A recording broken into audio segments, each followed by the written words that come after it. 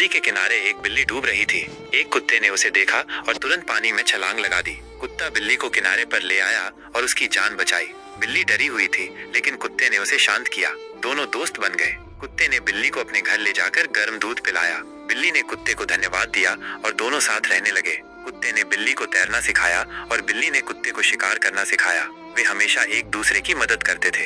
एक दिन एक शिकारी ने बिल्ली को पकड़ लिया। कुत्ते ने शिकारी का पीछा किया और बिल्ली को बचाया।